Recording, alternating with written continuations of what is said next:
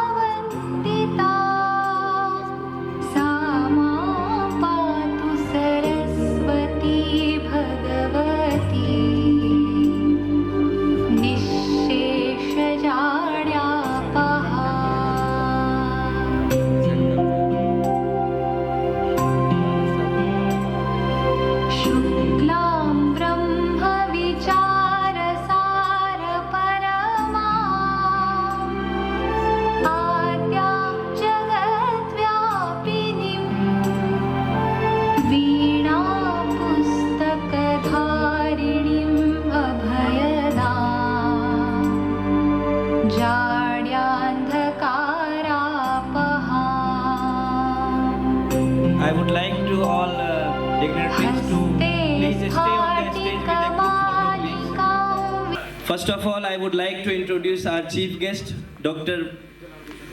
Professor Naresh Sir. He did his BSc and MSc from Lalit Narayan Mithila University in 1983 and 1985. Also did his PhD and more than 35 research papers he already published, and multiple papers are on the process to be published. Sir also supervised 11 PhD scholars, and presently few scholars are doing research under the supervision of our chief guest, sir. Sir also pursue the head of department chemistry, Bhupender Narayan Mandal University, Madhepura, and it's our great pleasure that such type of highly qualified academician with us to motivate you in the day of Youth Day celebration 2024. So I would like to everyone please big clap to sir for their welcome and their precious time given to us. Now I would like to first call our principal sir to give the welcome address and motivates us with few words. Sir, please.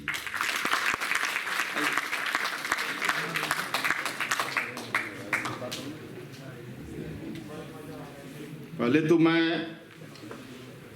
Chief guest का स्वागत करना चाहूँगा और हमारे जितने भी faculty हैं, staff हैं, स्टूडेंट हैं, सभी का स्वागत है यहाँ। आज ये यूथ दिवस मना रहे हैं। इसमें हमारे उन्नत भारत अभियान एक प्रोग्राम है जिसमें नोडल ऑफिसर हैं प्रोफेसर विक्की आनंद, इनके सहयोग से ये कराया जा रहा है।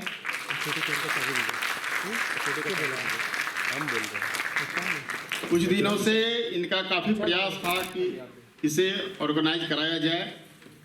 इससे पहले भी हम लोग पुराने कैंपस में थे, उस समय प्रोफेसर राजकुमार थे कंप्यूटर साइंस में, वो नोडल ऑफिसर थे। इसमें बहुत काम भी किए वो, और विक्की आनंद जी भी काम कर रहे हैं। और हम चाहेंगे कि आप सभी जितने भी छात्र हैं यहाँ, अभी यूथ हैं, काम कर सकते हैं, इसमें बढ़ चढ़ कर हम लोग कर सकते हैं। इसमें ज़्यादा जानकारी के लिए आप विक्की आनंद जी से संपर्क करेंगे, कुछ काम करेंगे। उसमें बहुत सारा प्रोजेक्ट भी आता है, इसमें बहुत सारे पंचायत जाना पड़ता है, उसमें क्या स्थिति है रिपोर्ट लेना पड़ता है, उसके अकॉर्डिंग हम लोग भी काम करते हैं। और इस दिवस पर आज जो भी आयोजन किया जाना है, क्विज का प्रोग्राम है और कुछ प्रोग्राम सब होगा, ये अभी कार्यक्रम शुरू होगा। अब ज़्यादा समय नहीं लेते हुए भी कार्यक्रम को आगे बढ़ाना है। धन्यवाद।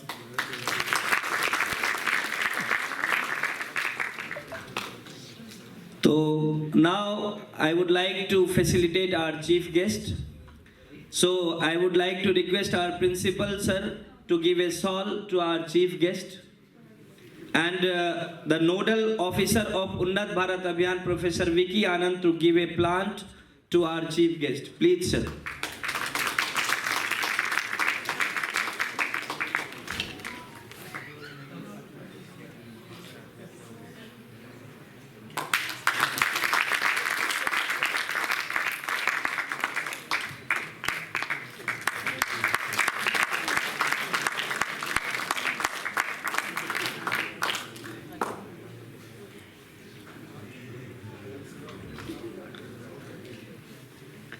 Now I would like to call our Professor Ajay Giri sir to facilitate our principal sir with a shawl, and Professor Kunal sir to give a plant to our principal sir, please.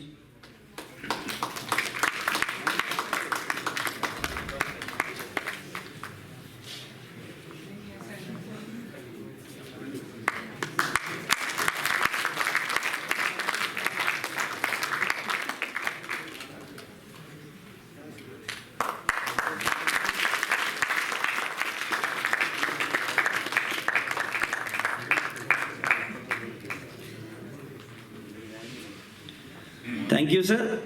Now, I would like to call our chief guest, Professor Naresh sir, to give some immense speech to motivate our youth. Sir, please.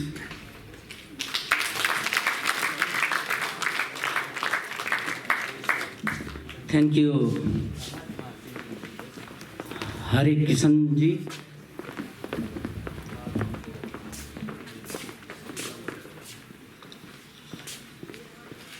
आज पहली बार लग रहा है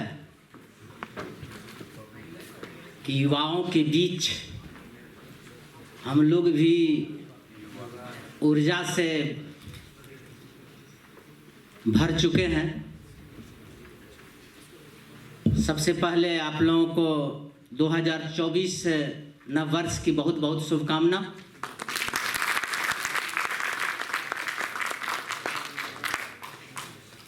आज जिस कार्यक्रम में हम लोग यहाँ मौजूद हैं, उस कार्यक्रम में उपस्थित बीपी मंडल इंजीनियरिंग कॉलेज के बहुत ही सरल, सहज और सफल प्रिंसिपल अरविंद कुमार अमर साहब, अजय गिरी जी, कुणाल कुमार जी और उन्नत भारत अभियान के नोडल विक्की आनंद जी, मुरलीधर जी, अखिलेश कुमार जी, मिथिलेश कुमार जी, मनीष जायसवाल जी, हमारे सामने शिक्षकेतर कर्मी और भारत के धड़कन सभी हमारे युवा छात्र छात्रगण, छात्रों, आज भारत को युवाओं का देश कहा गया है। ऐसा मानना है कि मात्र 5-7 साल के बाद दुनिया की सबसे बड़ी आबादी हमारा भारत होने जा रहा है और उस भारत में युवाओं की संख्या सबसे अधिक होगी।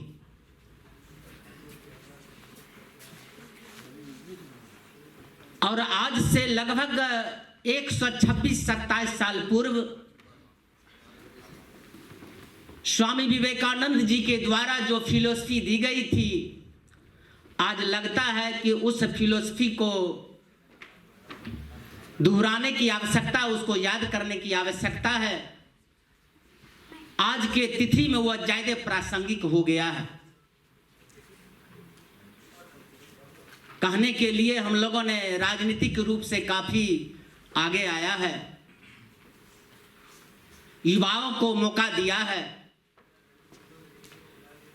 बहुत अच्छे अच्छे तकनीकी संस्थानों का, मेडिकल कॉलेजों का, विश्वविद्यालय का निर्माण हम लोगों ने किया है। लेकिन जिस गति से युवाओं की संख्या बढ़ रही है, उस गति से हमें उनको रोजगार देने में हम सफल नहीं हो पा रहे हैं।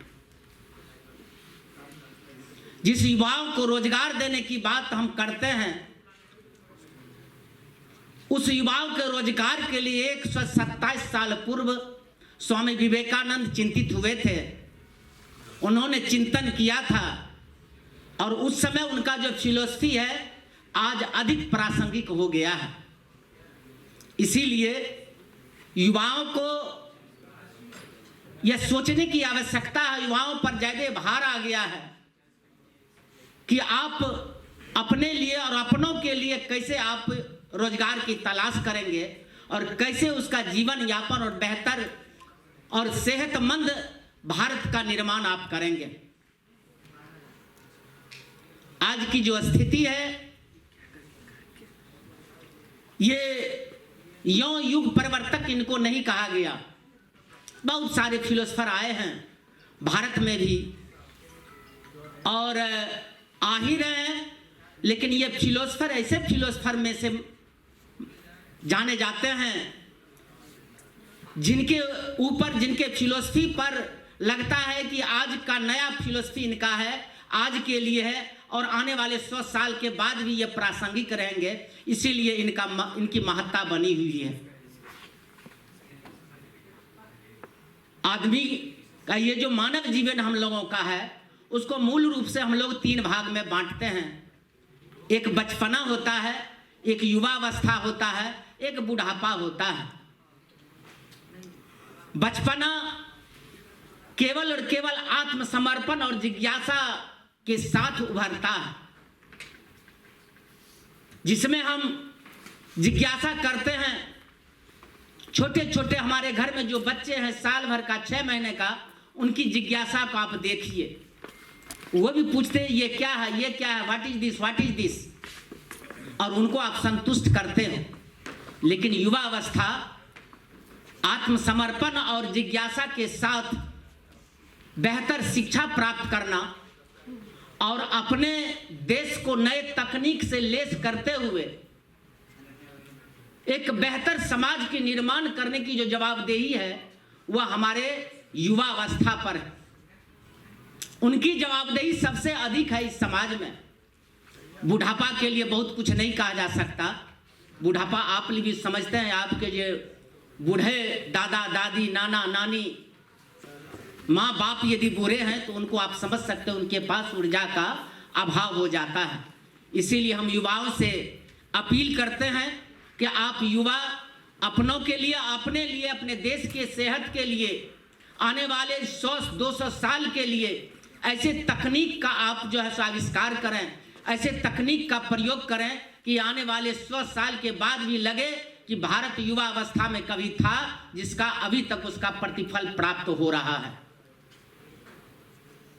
आज इस बहाने हम स्वामी विवेकानंद की जयंती की, ये 161वीं जयंती है। इस 161वीं जयंती पर हम उनको याद करते हैं युवा दिवस के तौर पर। युवा के पास ऊर्जा की कमी नहीं होती। अपने ऊर्जा से, अपने ज्ञान से युवा इस भारत के तकदीर और तस्वीर को बदलने की क्षमता रखता है। इसीलिए बच्चों और बुढ़ापा दोनों को युवा के तरफ ध्यान जाता है। ये सौभाग्य भारत का है कि भारत युवाओं का देश कहा गया है, और इस युवाओं के देश में युवा पर ज़्यादा जवाबदेही आ गई है। आज जिस परिस्थिति में हमारे डिफरेंट सेक्टर में जो नौकरी की बात हो उठती है, मूल रूप से 3 सेक्टर में हम लोग बांटते हैं, लेकिन चौथा और 5वां सेक्टर भी उभर के आ रहा है।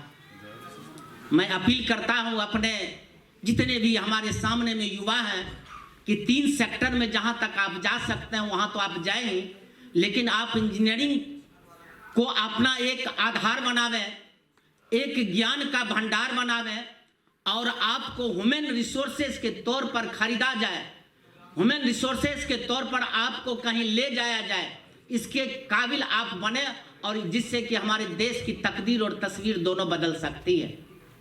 मैं मानता हूं आज इंजीनियरिंग की डिग्री लेकर के 50,000, 60,000, लाख रुपया, 2 लाख रुपया, 4 लाख रुपया से ज़्यादा की नौकरी नहीं मिल पा रही है।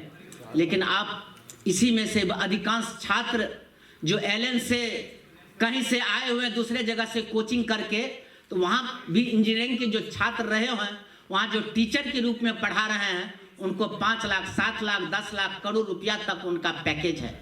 आप समझ सकते हैं ये सरकारी नौकरी नहीं है।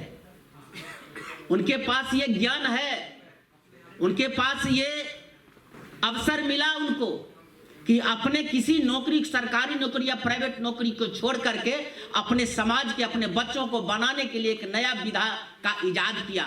अपने ज्ञान के बल पर आज हजारों, लाखों जो है सो इंजीनियर और डॉक्टर बना रहे हैं। एक नया सेक्टर उभर के आ रहा है।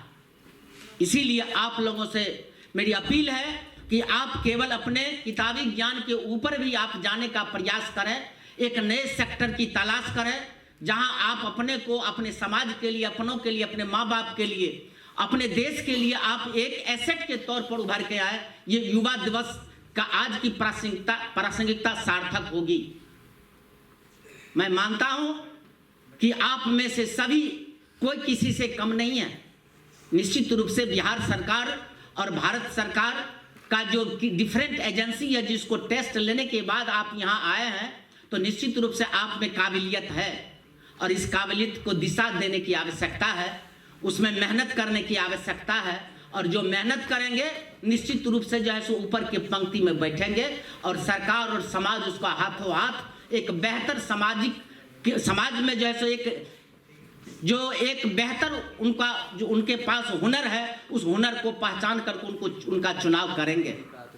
इसीलिए मैं कहना चाहता हूं अपने युवाओं से कि आज स्वामी विवेकानंद जयंती के अवसर पर, युवा दिवस के अवसर पर आपको प्रण लेने की आवश्यकता है कि आप कैसा भारत का निर्माण करना चाहते हैं।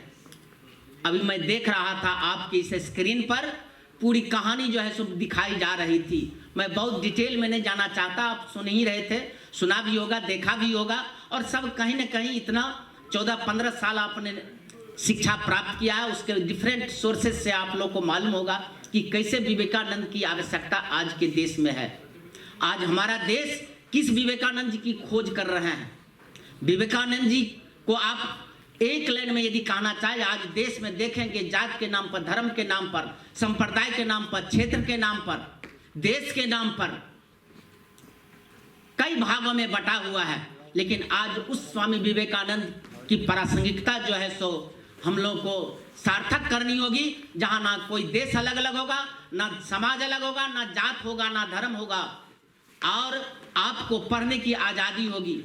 स्वामी विवेकानंद कहा करते थे, आप पढ़ो, हर एक किताब को पढ़ो, तुलसीदास को पढ़ो, रामायण को पढ़ो, अल्लाह को पढ़ो, ईश्वर को पढ़ो, जीसस को पढ़ो, लेकिन चुनो उसी को जो तुम्हारे जिंदगी को बेहतर बनाने में मदद करे।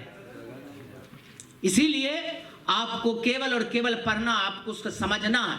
सुनिए सबकी, करिए अपनी, जो आपको बेहतर लगे, जिससे लगे कि समाज का परिवर्तन इससे होगा, समाज को बेहतर दिशा दी जा सकती है। युवा का जो एक एनर्जी है वह एक बेहतर सकारात्मक दिशा की तरफ जा सकती है, क्योंकि आप में अब वो क्षमता डेवलप कर गया है कि आप समझ सकते हैं कि हमारी ऊर्जा कहाँ कहाँ बेहतर काम, क्या आउटकम्स का बेहतर आउटकम्स हो सकता है, उसकी जानकारी आपको हो चुकी है। इसीलिए आप निश्चित रूप से हमारे सामने में जितने युवा इंजीनियरिंग के छात्र हैं और छात्रा हैं, मैं सबसे अपील करता हूं कि आप समाज को एक बेहतर समाज और बेहतर देश को बनाने की का जो प्रण आप लें और अपने आप को भी आगे लाने में आप सार्थक होंगे। ये तब होगा जब स्वामी विवेकानंद की कथनी को करनी में आप बदलेंगे। जब तक हम लोग कथनी और करनी में समानता नहीं लेंगे, तब तक हम विवेकानंद के प्रति सच्ची श्रद्धांजलि अर्पित नहीं कर सकते। विवेकानंद कई दृष्टिकोण से उन्होंने सनातन धर्म को स्थापित करने के लिए उन्होंने काफी काम किया। मैं उस तरफ इसलिए नहीं जाना चाहता, ये धार्मिक विषय है। आज का जो टॉपिक है, आज का जो हम लोग का फोकस करने का जो समय है, वह केवल और केवल युवा दिवस पर है। इसीलिए युवा को कैसा होना चाहिए, किस प्रकार की युवा हमको, हमारे देश को, हमारे समाज को बेहतर दिशा में ले जा सकता है, उस पर हम लोग को बात करने की आवश्यकता है। आप बताएं कि जिस समय में विवेकानंद को जाना था विदेश, अपने पहली बार 1893 में उनको 93 में उनको जाना गए वो, तो वहाँ शायद भारत के प्रतिनिधि के तौर पर वो नहीं गए थे। बहुत विवाद है, उसमें मैं नहीं जाना चाहता, लेकिन एक दो चीज़ मैं कहना चाहता हूँ उनके माध्यम से, उन्हीं को कोट करते हुए, कि उन्होंने कहा, उनसे पूछा गया कि आप कहाँ से आए हो, तो उनकी एक लाइन का उत्तर था, मैं उस देश से आया हूँ जहाँ चरित्र का निर्माण किया जाता है, जहाँ किसी धर्म के बीच विभेद नहीं किया जाता है। ये भारत है जहाँ चरित्र का निर्माण होता है, किसी जात धर्म संप्रदाय के बीच भेदभाव नहीं होता है, सबको आगे बढ़ने की आज़ादी है, और उस देश पर हमको गर्व करने की आवश्यकता है। इसीलिए युवा दिवस के अवसर पर हम अपने भारत देश पर, अपने समाज पर, अपने रीति रिवाज पर, अपने संस्कार पर, अपने संस्कृति पर हमको गर्व करने की आवश्यकता है। आज स्वामी विवेकानंद के उस कथन के तरफ मैं जाना चाहता हूं कि आप युवा के बारे में कहा गया है कि आप बढ़ो, जागो, और तब तक रुको नहीं जब तक अपने लक्ष्य की प्राप्ति नहीं कर लो। आप अपने लक्ष्य की तरफ आगे बढ़ें, क्योंकि आप सबों का लक्ष्य जो है सो निर्धारित है, और लक्ष्य निर्धारित करने के लिए केवल एक ही चीज की आवश्यकता है। आपके सामने में आपके शिक्षक हैं, प्रधानाचार्य हैं। मैं अपने शिक्षक और माननीय प्रधानाचार्य से भी आग्रह करता हूं कि हमारे छात्र को जहां भी दंडित करने की आवश्यकता है वहां करने में आप कोताही नहीं करें, चूंकि हमको इसको एक लक्ष्य तक पहुंचाने में हम कामयाब हों, इसके लिए हम आप सबों से आग्रह करते हैं, आप अपने शिक्षक का सम्मान करें। विवेकानंद 4D का जो है सो कंसेप्ट दिया था, जिसका पहला जो वर्ड था वो था डिसिप्लिन, और उस डिसिप्लिन को मेंटेन करना हम लोगों की जवाबदेही है। खास करके युवा के पास होश कम होता है और जोश ज़्यादा होता है, इसीलिए जोश और होश में जो आपको संतुलन बना के रखने की आवश्यकता है। आप अपने शिक्षकों की बात सुने, आप अपने गार्जियन की बात सुने, माता पिता की बात सुने, गार्जियन जो चलते फिरते गार्जियन उनकी भी बात सुने, और उनको समझाने में आपकी काबिलियत बढ़ गई, आप समझा सकते हैं, और उसके बाद उनको समझा करके आगे बढ़े, क्योंकि आपके ऊपर जो जवाबदेही है, हम लोगों से ज़्यादा जवाबदेही आपके ऊपर है। इसीलिए युवा दिवस यह संदेश देता है कि युवा को कैसा होना चाहिए, युवा की जवाबदेही क्या है, और युवा को करने के लिए अपने देश के लिए क्या बच गया है, उसके लिए जो है सो स्वामी विवेकानंद की किताब को आप पढ़ें। स्वामी विवेकानंद यों कुछ नहीं कहा गए, उनकी एक एक पंक्ति जो है सो हम लोग को अपने जीवन में उतारने की आवश्यकता है। इसीलिए स्वामी विवेकानंद को पढ़ें। मैं मानता हूँ कि युवा विवेकानंद के पास बुढ़ापा नहीं था, केवल बचपना था और युवावस्था था, और मात्र 39 वर्षों की आयु में उनका देहांत हो गया। इसीलिए उनके पास जो ऊर्जा था वो ऊर्जा उसके एक्सट्रीम पर था, हाईएस्ट लेयर पर था, हाईएस्ट पोजीशन पर उनकी ऊर्जा आ गई थी। उससे ज़्यादा ऊर्जा और प्राप्त नहीं किया जा सकता। हाल के दिनों में भारत सरकार ने युवा को 25 साल तक को जो है सो काउंट कर लिया कि 25 साल तक जो होगा वो हमारे युवा में गिनती आएंगे। और मैं मानता हूँ कि आप सभी युवा अवस्था में आप हैं और आपके ऊपर एक जवाबदेही है। ये इंजीनियरिंग कॉलेज है, ये मधेपुरा है, बिहार है, भारत है, आप सबको सजाने की जवाबदेही आपके ऊपर है। इसी विश्वास के साथ मैं पुनः स्वामी विवेकानंद के प्रति श्रद्धांजलि अर्पित करता हूं। आप लोगों को इस संदेश के साथ आप युवा इस समाज को बनाए, देश को बनाए और भारत को विकसित नहीं बल्कि नंबर 1 के भारत को बनाने में आप कामयाब हो। इसी शुभकामना के साथ बहुत बहुत धन्यवाद। जय हिंद, जय भारत, जय engineering college. Thank you, sir, for your inspirational message and motivation to our youth. तो जैसा कि सर ने कहा कि today we are celebrating the youth day, international youth day, and among with us कहते हैं कि यूथ और युवा इसकी कोई उम्र नहीं होती है। It's not defined according to your age. So I would like to call our motivator in our institute, Professor Ajay Giri sir, to motivate us with few words. Sir, please welcome sir. Thank you Mishra sir. आदरणीय principal sir, Naresh sir और हमारे सभी साथी और छात्रों, जैसा कि ये अवसर है युवा दिवस, वैसे तो अभी सर ने बहुत सारी बातें बताई विवेकानंद जी के बारे में। मैं अब उस पर बहुत सारी बातें नहीं करूँगा। एक जनरल जो ये मिशन है भारत सरकार का, जिसके सौजन्य से ये दिवस मनाया जा रहा है, उन्नत भारत अभियान, बिहार का मेंटर कॉलेज, NIT पटना और उसके मार्गदर्शन में सभी इंजीनियरिंग कॉलेज और संस्थान उन्नत भारत अभियान के तहत जुड़े हुए हैं। और आज का, जैसा आप लोगों को पता है, या मेन जो मोटिव है, इसको युवाओं के साथ वृद्धजनों की सेवा और उनकी देखभाल, इस थीम के साथ इस दिवस को मनाने के लिए सोचा गया है। ये हम युवाओं के लिए, मैं अपने आप को भी उस श्रेणी में मानता हूँ, आपके लिए खास तौर से, क्योंकि आपके पास, जैसा सर ने बताया, कि एक अवसर है अपनी सोच के हिसाब से समाज और देश को डेवलप करने की। और जैसा कि ये साइंटिफिकली और मेडिकली और अपनी इंजीनियरिंग रिसर्च के माध्यम से ये पाया गया है कि जिस एज ग्रुप में आप लोग हैं, ये मैक्सिमम वोलेटाइल और हाईएस्ट एनर्जी लेवल का एज ग्रुप होता है, 18 to 25। तो अगर आपने कुछ ठान लिया तो ज़रूर अचीव कर सकते हैं। ये कहावत नहीं है, लोकोक्ति नहीं है, ये रिसर्च से पाया गया है। ये मेडिकल साइंसेस में भी, इंजीनियरिंग में भी और सोशल साइंसेस में भी अलग अलग तरह के एक्सपेरिमेंटल रिजल्ट है ये, कि ये जो एज ग्रुप है जिसमें आप सभी हैं, ये हाईएस्ट अपनी लाइफ साइकिल है ह्यूमंस का, उसमें ये हाईएस्ट एनर्जी लेवल पे होता है ग्रुप। तो एक ज़रूरत है कि हम जैसा सोचते हैं, या आप लोग जैसा सोचते हैं कि समाज हमारा होना चाहिए, उस हिसाब से आपको एक्टिवेट होना होगा और अपनी एनर्जी को दिशा देनी होगी। मैं उन्नत भारत अभियान के जो मकसद है उस पर 2 लाइन बोलना चाहूँगा कि इसका मकसद, भारत सरकार ने सोचा कि हम जो लोग पावर में हैं या पढ़े लिखे हैं, वो अपने जहाँ से हम आए हैं गांव परिवेश से उसकी तरफ मुड़े, क्योंकि जब तक सबका साथ सबका विकास जैसा कि सरकार अपना नारा देती है, सब लोग अगर विकास की श्रेणी में नहीं आएंगे तो देश उन्नत नहीं होगा।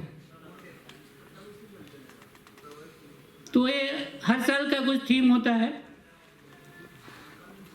मैं डायरेक्टली इस अभियान से नहीं जुड़ा हुआ हूँ, लेकिन हम सभी को ये कहीं ना कहीं एक रिस्पॉन्सिबिलिटी है कि हम जो कर सकते हैं समाज के लिए उस पर कुछ योगदान दें और जैसा चाहते हैं उस दिशा में पूरी एनर्जी से काम करें।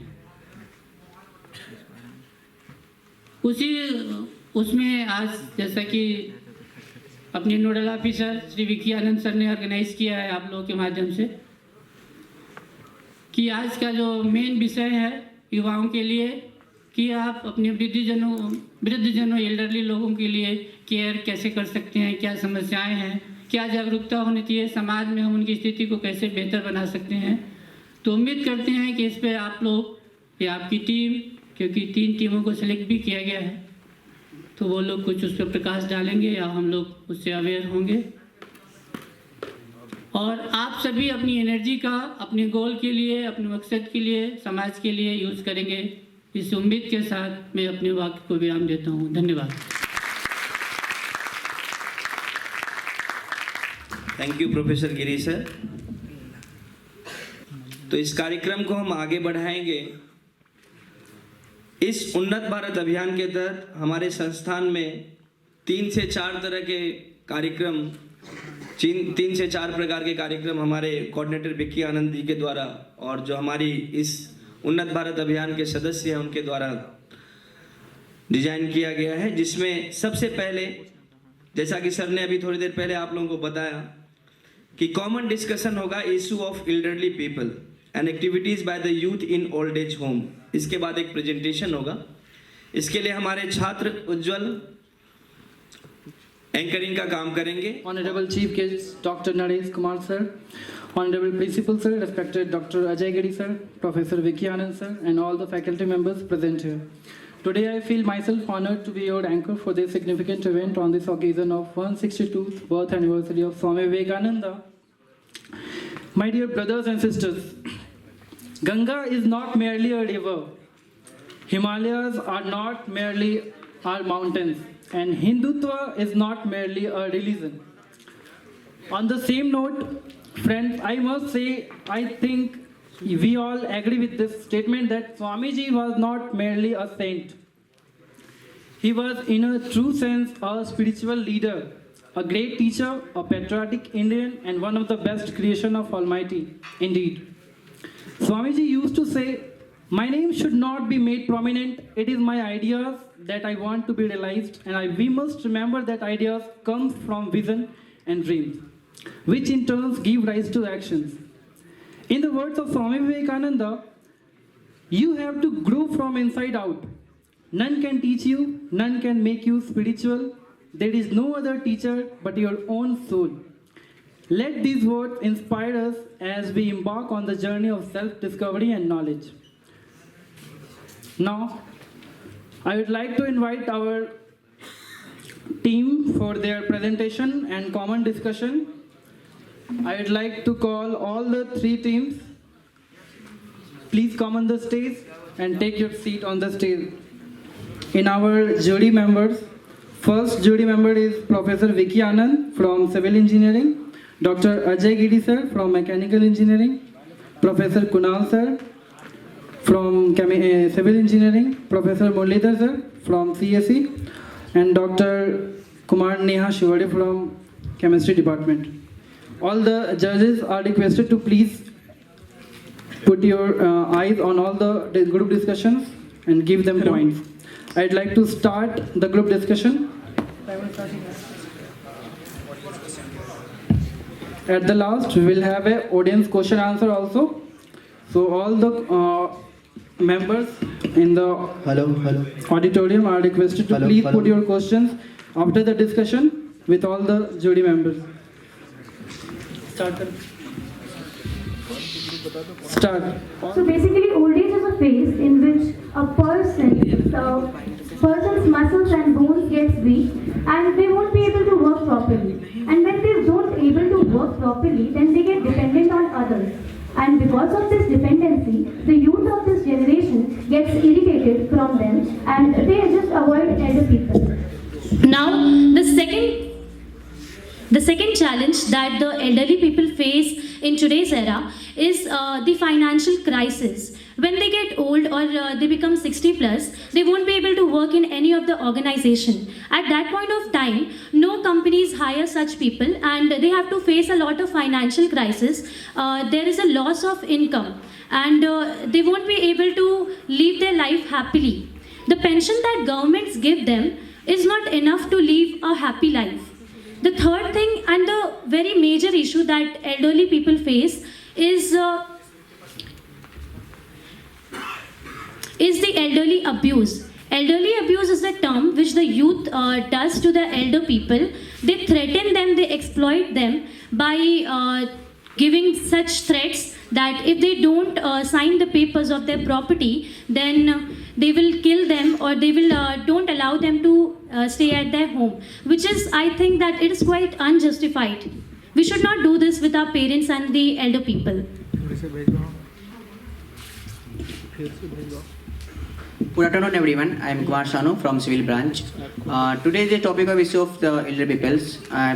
ऐसे कि हम जानते हैं कि हमारे पेरेंट्स जो होते हैं बचपन से हमें पढ़ाते लिखाते हैं, हमारे डेली लाइफ की सारी नीड्स को कंप्लीट करते हैं, बट जब वो बूढ़े हो जाते हैं तो पेरेंट्स जनरली हमारी सोसाइटी में आजकल देखने को मिल रहा है कि वो 2 वक्त की रोटी देने में बच्चे जो हैं उनको हिचकिचाते हैं पेरेंट्स को. That's not our Indian culture, that's in western countries जो बच्चे होते हैं पेरेंट्स से 18 एज पे ही सेपरेट हो जाते हैं. बट अगर हम सेम ट्रेंड को फॉलो करेंगे तो हमारे उनमें डिफरेंस नहीं रह जाएगा. And we also seen in our Indian society now day elderly people suffer from a lack of knowledge about new technologies, and then we are duty of our seniors. We have a duty to teach us our senior citizen about new technologies. For example, अगर grand father अगर उनको WhatsApp चलाना ही नहीं आता है तो जो बच्चे होते हैं उनके चिल्ड्रंस तो वो भी उनको हिचकिचाते हैं कि हम मतलब इरिटेट हो जाते हैं एक्चुअली सिखाने में भी ड्यू टू जनरेशन गैप की वजह से ये ऐसा हो रहा है कि वो उनको नहीं आता न्यू टेक्नोलॉजी.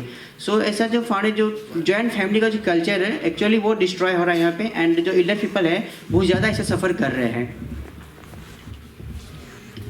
सो बेसिकली जैसा शानू ने बताया कि हमारे घर पे आजकल की टेक्नोलॉजी के साथ हमारी जनरेशन गैप हो जा रहा है. हमारे जो पेरेंट्स हैं आज हम व्हाट्सएप चलाते हैं वो हम इसलिए चला पा रहे हैं क्योंकि हमारे पेरेंट्स ने हमें बचपन में अल्फ़ाबेट्स से लेटर्स बनाना सीखा और उन लेटर्स के थ्रू हम वर्ड्स सीखे एंड फिर हमने अपनी पढ़ाई अच्छे से करी. एंड जब हम बड़े हो जाते हैं तो हम अपने पेरेंट्स को कुछ भी सिखाने के लिए इरिटेट हो जाते हैं. वो हमसे सीखना चाहते हैं कि आज की टेक्नोलॉजी में के साथ वो कदम से कदम मिलाकर चलना चाहते हैं. बट जब बचपन में हमें ABCD पढ़ने में प्रॉब्लम होता था तब तो वो इरिटेट नहीं होते थे, तब वो हमें प्यार से कभी मार के हमें पढ़ाना लिखाना सिखाते थे. बट आज की यूथ को इस चीज़ को समझना होगा कि मैं मानती हूँ कि जनरेशन गैप है, बट इस जनरेशन गैप को ख़त्म करने के लिए हमें उनकी फीलिंग्स को भी समझनी चाहिए और इन्हें हमारी फीलिंग्स को भी समझनी चाहिए. इसी के साथ साथ एक और इश्यूज़ है जो एल्डर पीपल को बहुत ज़्यादा फेस करना पड़ता है और वो है जो हमारी यूथ है वो नहीं चाहती कि एल्डर पीपल हमारे साथ रहे, क्योंकि एल्डर्स पीपल के टीथ बुढ़ापे में टूट जाते हैं तो उनके जॉस जॉइंट जो है वो प्रॉपरली वर्क नहीं करते, जिसकी वजह से वो कम्युनिकेट नहीं कर पाते. जब वो कम्युनिकेट नहीं कर पाते तो वो हमसे कनेक्ट नहीं करते और हमारा बॉन्ड अच्छा नहीं बन पाता उनके बीच. और ऐसे टाइम पे जो यंगर पीपल है वो चाहते हैं कि घर के बूढ़े बुजुर्ग हमसे दूर ही रहे तो ही अच्छा है, जो कि सही नहीं है. हमें ऐसा नहीं करना चाहिए, हमें उनके साथ रहना चाहिए. हमें वो सारे बचपन के दिन याद करने चाहिए कि आज हम जिस भी लायक है वो अपने पेरेंट्स की वजह से ही है, वो अपने घर के बड़ों की वजह से है. शानू ने ये भी बताया कि वेस्टर्नाइजेशन एंड इंडियन कल्चर में एक बहुत बड़ा डिफरेंस था. इंडिया एक ऐसा डाइवर्स कंट्री है जो कि इस चीज़ के लिए माना जाता है कि यहाँ पे हम जॉइंट फैमिलीज़ को सबसे ज़्यादा देखते हैं. हमारे यहाँ पे ऐसी फैमिलीज़ होती है जिसमें मम्मी पापा दादा दादी चाचा चाची सब साथ में रहते हैं. एंड ये वेस्टर्नाइजेशन से काफ़ी ज़्यादा डिफरेंट है. ये अमेरिका नहीं है जहाँ पे 18 साल के होने के बाद आपको अपने फैमिली से डिस्टेंस ले लेना चाहिए। बट हम देख पा रहे हैं कि आजकल इंडिया में भी यही चीज़ हो रहा है, तो इससे हमारे इंडिया की रेपुटेशन खराब हो रही है, तो हमें ऐसा नहीं करना चाहिए। Thank you Nancy, time up हो चुका है। अब नेक्स्ट ग्रुप अपना प्रेजेंटेशन दे सकते हैं, डिस्कशन कर सकते हैं। ग्रुप 2 अपने जो भी पॉइंट्स हैं वो रख सकते हैं। ग्रुप 2 में राजीव, आर्यन, शबनम, अनन्या, सुमित और Aman, please put your take your mic and start your discussion. Good afternoon, everyone. I am Aryan Roy from Tripoli branch 2K22 batch, and I am representing Group 2. Our topic is illness of aged people. As we all know about aged people, they are old people who are living in our society, in our family, in our community. We always talk about our community, our society, but what about our home? Everything starts at their root point. If we make it clear and will make it happen everything correct with correct way, we have to make everything good with their root points. Just like when we will see in our society and our home, there are much abuses and other problems faced by aged people. Like other people abuses them because they get old, and there were no any help, and there was no their use of, basically our society demands some use from people. We born, we study, we live, we build our family, we get some job, and we will perform our duties in our life, and we will die. But what about old age? There is no way, there is no work in our old age. There is retirement of 60 years that will happen in our age. In every government, just like in Indian government, the average retirement age is 60 years. And after that, our old age persons don't get any job. That's the real problem, and they can't do anything with their life. But we have to think about their solutions, what we will solve. Basically, अगर root level पे बात किया जाए तो उन्हें society में उस तरह का मदद नहीं किया जाता है या उन पर ध्यान नहीं दिया जाता है। हम हमेशा इंटरटेनमेंट के लिए बाहर की पार्क्स की बात करते हैं, अम्यूज़मेंट पार्क की बात करते हैं, जो कि बच्चों के लिए होती है या हमारे लिए होती है। बुजुर्गों के लिए क्यों नहीं कोई अम्यूज़मेंट पार्क है जिसमें वो अपने तरीके से खेल सके, अपने लाइफ को एंजॉय कर सके और अपने एबव एज को बिता सके। I think we can make a better world and we can consider old age is our family too. Good afternoon, everyone. Now I am going to discuss about health issues of elder people. UN सर्वे के अनुसार 149 million जो population है India का, total population का, वह बहुत ही गंभीर समस्याओं को फेस कर रहा है और उनका एज 60 ईयर से ज़्यादा हो चुका है। हमारे समाज में अगर हम एल्डर लोगों के जो भी हेल्थ इश्यूज है उस प्रॉब्लम को देखें तो लगभग 60% जो पीपल है, एल्डर पीपल, वह कैंसर से ग्रसित है और 33% अभी डायबिटीज़ से ग्रसित है और 7.8% अस्थमा से ग्रसित है। तो उन सब का देखभाल हमको प्रॉपर तरीके से करना चाहिए, उनका प्रॉपर डाइट का ध्यान रखना चाहिए, उनका जो मेडिकेशन है और जो भी उनका प्रॉपर एक्टिविटीज़ पे ध्यान देना चाहिए ताकि वो सोशली और इमोशनली और फिजिकली एक्टिव रह सके हमेशा। इसके लिए हम क्या कर सकते हैं कि सोशली एक्टिव रखने के लिए हम जो भी गार्डनिंग वर्क्स है ग्रुपली परफॉर्म कर सकते हैं उनके साथ, ताकि वो भी उसमें गैदर कर सके।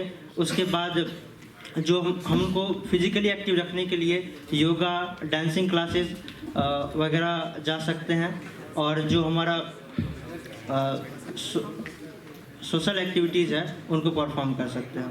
ग्रुप 3 में जो लोग हैं, रोहित, रंजन, सुजीत, शुभम और आरती, अब आप लोग से निवेदन है कि आप लोग माइक लें और अपना पॉइंट स्टार्ट करें। फिर से 5 मिनट का टाइमिंग स्टार्ट कर दिया जाए। Good afternoon, all of you. I am Sujit Kumar from 22K batch. I am representing Group 3. My topic is issue of elder people. Elder population of India is one of the fastest growing nation in the world. At present, India is the second largest nation of age population. It is expected that this number will increase further by 250. At many surveys, beside that, age population is one of the biggest concern of any nation. Elder population face many problems such as mental health, physical health, social isolations, ageism, and elderly use and financial problems. In financial problem, we can see that age populations they lose their jobs. In aged, they can't able to do jobs and their financial problem is very high. Thank you.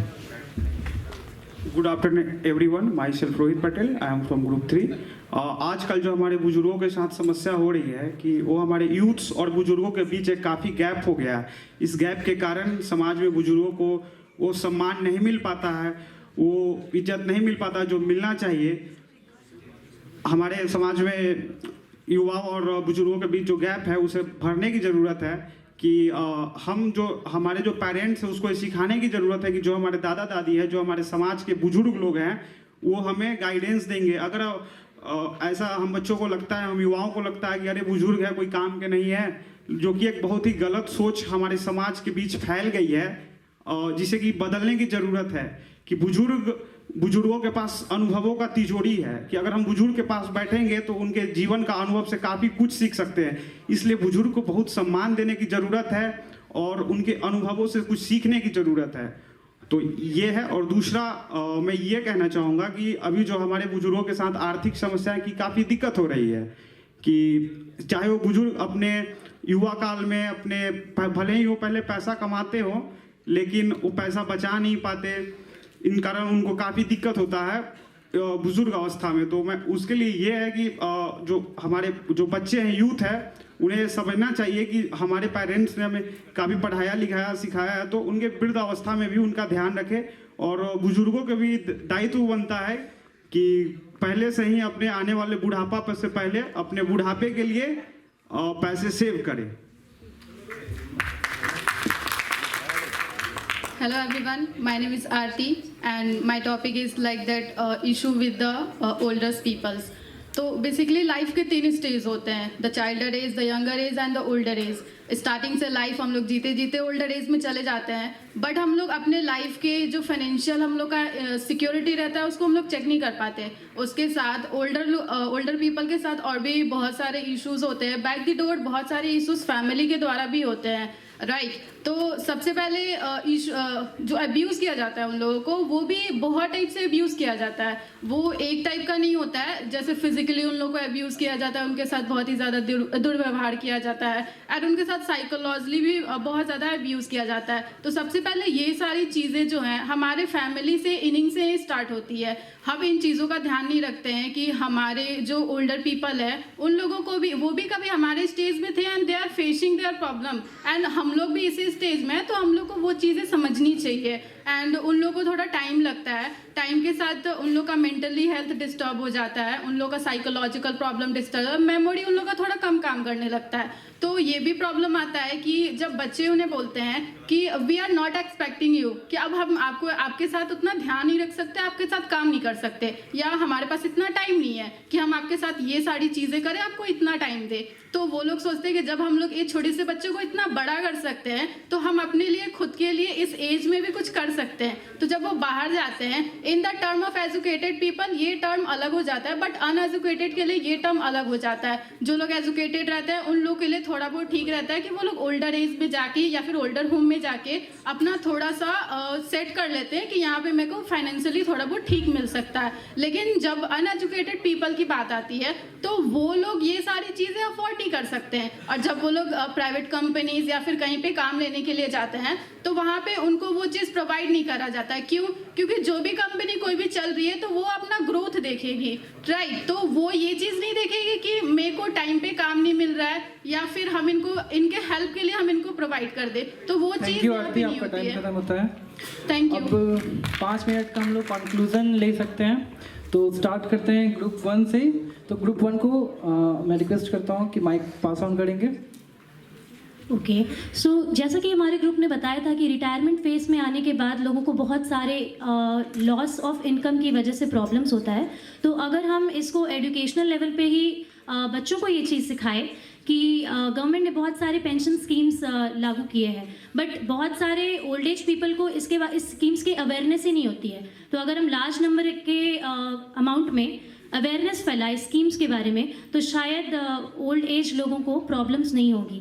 साथ ही साथ हमारे youth को भी ये चीज़ समझना होगा कि जिस फेज़ में आज उनके एल्डर्स हैं, उसी फेज़ में वो कल भी होने वाले हैं। तो आप जैसा करोगे आपके पास भी वैसा ही होगा। इस जनरेशन में भी हम गॉड को मानते हैं, एंड जब हम अपने स्पिरिचुअल्स बुक को पढ़ते हैं तो वहाँ रामायण में भी हमने देखा है कि भगवान श्री राम जो थे वो अपने फादर के कहने पे 14 साल के वनवास पे चले गए थे। तो जब भगवान श्री राम ऐसा कर सकते हैं तो हम भी ऐसा कर सकते हैं। और इसी के साथ साथ जो यूथ है उनको ये भी समझना चाहिए कि हमारे पेरेंट्स ने हमारे लिए जितना भी कुछ किया है, आज हम जिस भी मुकाम पे है, जहाँ पर भी खड़े हैं, वो अपने पेरेंट्स के दम पे ही खड़े हैं। तो हमें उनके अच्छे डीड्स को कभी भी भूलना नहीं चाहिए। और मैं जानती हूँ कि सक्सेस बहुत इंपॉर्टेंट है। आज की यूथ सक्सेस के लिए इतना पीछे भाग रही है कि वो अपने पेरेंट्स को टाइम नहीं दे पा रही है। और हमारे जो पेरेंट्स हैं उनको भी अच्छा नहीं लगेगा कि अगर वो सक्सेसफुल ना हो और ज़्यादा टाइम अपने पेरेंट्स को दे, बट इसी के साथ साथ अपने पेरेंट्स का अगर वो उनके ऐसे टाइम पे मदद नहीं करेंगे जिस टाइम पे उनको उनकी सबसे ज़्यादा ज़रूरत है, तो सक्सेसफुल होने के बाद भी शायद वो अनसक्सेसफुल ही रह जाएंगे। क्योंकि eventually success is not the thing कि आप बहुत सारा पैसा कमाओ। सक्सेस इज़ द थिंग कि जिस इंसान की वजह से आप यहाँ तक पहुँचे हो वो इंसान आपके साथ होना चाहिए और वो खुश होना चाहिए। So I would like to conclude my statement through this. Thank you. Thank you, Nancy. Now group 2, please conclude your point in next 2 minutes.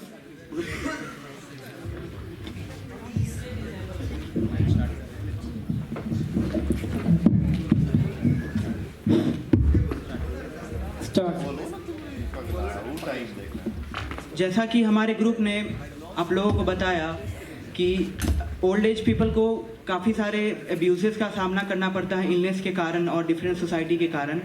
तो उनके लिए भी बहुत सारा एक्ट बनाया गया है, जिसमें सबसे बड़ा एक्ट है welfare and maintenance act in 2007, जिसके अंतर्गत उनको बहुत सारा पावर दिया गया है कि अगर उनके डॉटर इन लॉ या सन या फिर उनके डॉटर उन्हें सही तरीके से ट्रीटमेंट नहीं देते हैं या फिर उन्हें हेल्प नहीं करते हैं या फिर सही एज आ जाने पर, उचित एज आ जाने पर उन्हें मदद नहीं करते हैं, तो वो उनके खिलाफ एक्शन भी ले सकते हैं। बहुत सारे ओल्ड एज पीपल को इसके बारे में नहीं पता होता है। तो मेरा ये कहना है कि हम उन सभी को इस चीज़ के बारे में जागरूक करें जिससे वो लोग अपने स्थिति को और सुधार सकें। जैसे कि हम लोग जानते हैं कि लैक ऑफ कंपेनियनशिप होता है, जिसकी वजह से मतलब ओल्ड पीपल को बहुत ज़्यादा मतलब डिफ़िकल्टी मुश्किल होता है। तो हम लोग अपने जो भी बुज़ुर्ग लोग हैं उनके साथ अच्छे से बात करके उनका ख्याल रख के हम लोग मतलब उनको कंपनी देकर हम लोग अच्छे से उनका ध्यान रख सकते हैं और जो कि उनको बहुत फ़ायदा होगा। और दूसरा बात ये कि जैसे कि हेल्थ इशू के रिगार्डिंग हम लोग एक्सरसाइज करा सकते हैं, जो कि हम लोग बुक सेशन कंडक्ट करा सकते हैं ताकि वो अपना मतलब जो भी अपने रोज़ आए बुक पढ़े और इंकरेज हों। और दूसरा हम लोग ये कर सकते हैं कि जैसे कि बच्चों के लिए पार्क बनाया जाता है और हम जानते हैं, हम खुद बोलते हैं कि बुजुर्ग लोग बच्चे हो जाते हैं एट द एंड में, तो हम उनके लिए एक पार्क बना सकते हैं ताकि वहाँ एक्सरसाइज वो कर सके। वो टाइम अप। अभी थर्ड ग्रुप जो बचा हुआ है, आप लोग अपना कंक्लूजन 2 मिनट में ख़त्म करेंगे। जैसे कि हमारे ग्रुप ने बताया कि जब हमारे पापा बूढ़े हो जाते हैं तो उनकी जॉब चली जाती है, पैसे की तंगी हो जाती है। ऐसे में हम बच्चे लोग समझते हैं कि बूढ़े माँ बाप हमारे ऊपर बोझ है, तो वो अपने बूढ़े माँ बाप को घर से बाहर निकाल देते हैं। ऐसे में हम लोग को चाहिए कि अनाथ बच्चे के और वृद्धा आश्रम जो बूढ़े माँ बाप दोनों को एक साथ ले आए। ऐसे में क्या होगा कि अनाथ बच्चे को माँ बाप का प्यार मिल जाएगा और बूढ़े माँ बाप को अपने बच्चे का भी प्यार मिल जाएगा, दोनों एक साथ आ जाएंगे। ऐसे में अपना एक बड़ा कदम समाज को बदलाव के लिए उठा सकते हैं। और जो सरकार के द्वारा जो स्कीम चलाया जाता है वो अपने हमारे बूढ़े बुजुर्गों को बताएं और उनको जैसे वृद्धा पेंशन मिलता है उन्हें हम अपने जागरूक करके उन्हें दिलाएं। कल का ट्रेनिंग एंड प्लेसमेंट वाला है। एक्चुअली हमारे ग्रुप का सबसे मेन मुद्दा ये था कि उन लोगों को फाइनेंशियली जो होते हैं वो सिक्योर नहीं होते हैं। इसके लिए हमारी गवर्नमेंट जो है ओल्डर लोगों को पेंशन प्रोवाइड करती है। तो पेंशन वो जो लोग प्रोवाइड करते हैं एज पर द जो भी लिस्ट आया कि यूपी गवर्नमेंट जो है वो लोग 1000 प्रोवाइड करते हैं, हमारे बिहार में भी अप्रॉक्स इतना ही प्रोवाइड कराया जाता है। तो इसका एक सोल्यूशन है कि उन लोगों को कम प्रोवाइड कराया जाता है। तो हम ये चाहते हैं कि गवर्नमेंट थोड़ा इसको इंक्रीज करे। पहला इससे वो फाइनेंशियली स्ट्रांग हो सकते हैं और सेकंड थिंग हम ये बोलना चाहते हैं कि उनको अगर वो इंडिपेंडेंट ऑलरेडी है बट उस एज में एक एज आता है जब वो चाहते हैं कि अब बच्चे मेरे सपोर्ट नहीं करेंगे, तो उनको खुद का चाहिए होता है कि अब हम कहीं सिक्योर के लिए जाएं। तो जहाँ पे एक ओल्ड एज होम बनाया जाता है तो सब लोगों को वहाँ पे एक जैसे एक ऑर्गेनाइजेशन क्रिएट करना चाहिए जहाँ पे सेम एज के लोग रहेंगे और वहाँ पे उन लोगों को कोई काम प्रोवाइड कराया जाएगा, जिसकी वजह से उन लोगों को भी बहुत हेल्प मिलेगा और हमारे कंट्री को भी बहुत हेल्प मिलेगा। और भी बहुत सारी थिंग है जिससे हम लोग फाइनेंशियली को बहुत ही इंक्रीज कर सकते हैं, इन लोगों को सिक्योरिटी प्रोवाइड करा सकते हैं और फिर अब्यूज़ जो होता है इन लोगों के साथ, इन लोगों को भी हम लोग बहुत तरीके से रोक सकते हैं। Thank you for this. Thank you Aarti. अब जिन लोगों का क्वेश्चन वगैरह है हमारे जड़ी मेंबर या मेंबर्स में जो भी ऑर्डर में बैठे हुए हैं, अगर आपका कुछ क्वेश्चन है तो आप अपना क्वेश्चन पूछ सकते हैं। जो भी टीम है आपका क्वेश्चन का आंसर करेंगे। ग्रुप 3 से एक क्वेश्चन है, जैसे आपका ये स्पेसिफिक टॉपिक है एल्डर एज पे फाइनेंशियल एब्यूज और सिक्योरिटी का, तो ये फाइनेंशियली एब्यूज किस तरह से होते हैं? क्वेश्चन से रिपीट कीजिए। फाइनेंशियली आपका जो सब टॉपिक है स्पेशली मेंशन्ड है इसमें financial security and elder abuse. Yes sir. तो ये फाइनेंशियली एब्यूज कैसे होते हैं elder peoples? Financially abuse sir इस तरीके से होते हैं, जैसे कि मैं आपको एग्जांपल के थ्रू समझा सकता हूँ कि जैसे कि कोई लेडीज़ है जो कि जॉब करती थी अपने टाइम में और वो अपना सारा पैसा जो उसका सैलरी वो अपने बच्चे को देती थी। मीन्स कि उसका शुरू से उस लेडी का उस बुजुर्ग का मतलब पेरेंट्स ही उसके बच्चे थे और बाद में सपोज कीजिए उसे रिटायरमेंट के पैसे भी मिले, सैलरी भी शुरू से बच्चा उठा रहा है और लास्ट में होता ये है कि जब वो ओल्ड लेडी पैसा देने से मना कर देती है अपना सैलरी का रिटायरमेंट के टाइम में जो बहुत सारा पैसा मिलता है, क्योंकि शुरू से तो उसका गार्जियन बच्चा रहा है, मीन्स कि उसका बेटा रहा है, तो वो लेता है और लास्ट में जब वो बंद कर देती है वो अपने फ्यूचर सिक्योरिटी के लिए कि हाँ मेरा बुढ़ापा है उसके लिए पैसा जमा करते हैं और उसके लिए वो पैसा नहीं देती अपने बच्चे को, तो फिर काफ़ी तंग करता है उसका बच्चा कि हाँ कि आप तो पैसा देते थे अब नहीं दे रहे हैं। तो इसको हम लोग कह सकते हैं फिनेंशियली एब्यूज, क्योंकि वो अंत टाइम में पैसा नहीं देना चाहती, अपना सिक्योरिटी रखना चाहती बुढ़ापे के लिए। तो यही है सर फिनेंशियल एब्यूज, पैसों के लिए मीन्स की तंग करना। ग्रुप 1 से क्वेश्चन है कि अगर जब आप लोगों के पेरेंट्स जब उस एज पे जाएंगे तो आप लोग ऐसा क्या चेंज करेंगे अपनी फैमिली में जो आप आज बात कर रहे हैं वो मुद्दा जनरेट ही ना हो, और आप ऐसा क्या इंश्योर करेंगे कि कोई भी प्रॉब्लम उनको फ्यूचर में ना हो?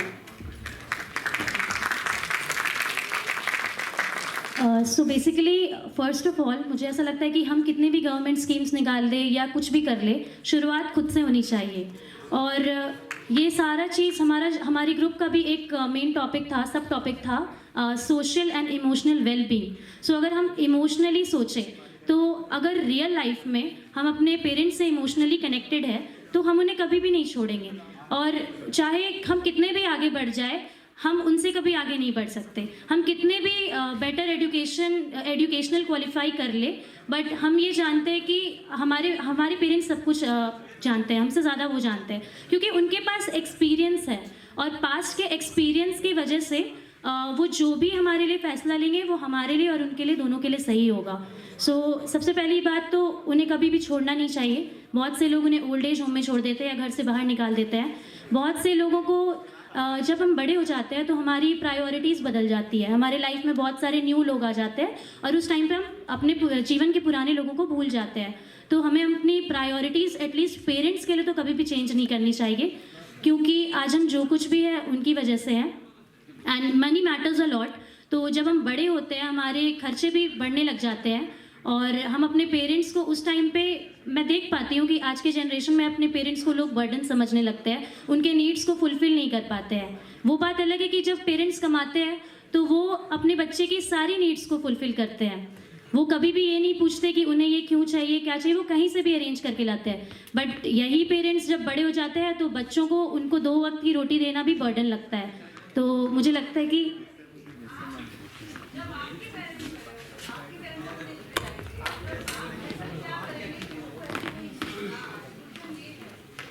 मैम, अगर पर्सनली बोला जाए तो I will purchase some assets and properties for them so that उनके through it will be a gift for them from my side. And उनको कभी मुझसे भी पैसे मांगने में हेसिटेशन नहीं होगा। एंड क्योंकि उन्होंने इतना एफर्ट्स मुझ पे लगाया है और मैं ये तभी कर पाऊँगी जब मैं सक्सेसफुल बन जाऊँगी। अगर मैं ये चीज़ उनको देती हूँ तो वो अपना लाइफ अच्छे से जी सकते हैं। What about other members? Yes. What they can share their thoughts?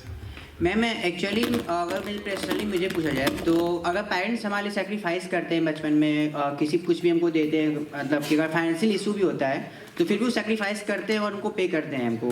तो जैसे कि जस्ट लाइक अगर कोई मिट्टी में कहीं, हाँ मैं वही पा रहा हूँ मैं, तो जैसे वो सेक्रीफाइस करते हैं तो मैं भी सेक्रीफाइस कर सकता हूँ उनके लिए।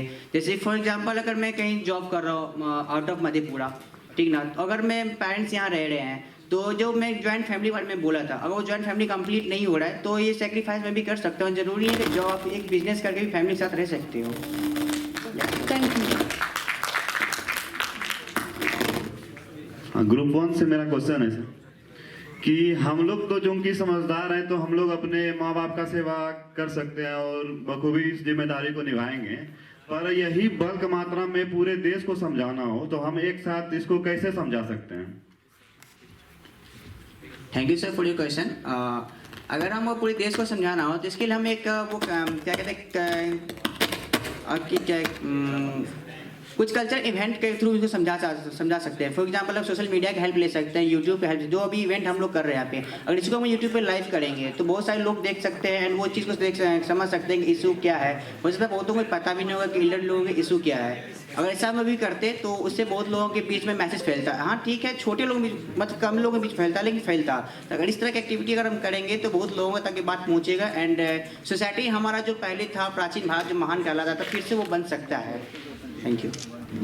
ग्रुप 2 जैसा आपका सब टॉपिक था हेल्थ केयर एंड एसेसिबिलिटी, तो आप सभी बुजुर्ग लोगों के लिए, एल्डरली पीपल्स के लिए हेल्थ केयर एसेसिबिलिटी कैसे इंश्योर करेंगे?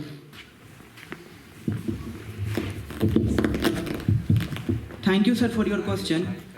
सर जैसे हेल्थ इश्यूज होता है वो तो सर एज होने पर सभी को होना है, यंगर वंस में भी होता है और ओल्डर वंस में भी। तो सर उसका सर सबसे बेहतर तरीका है कि हम लोग फ्यूचर प्रूफ रहें, जो दूसरे गलती किए हैं उनके गलतियों से हम सीखें।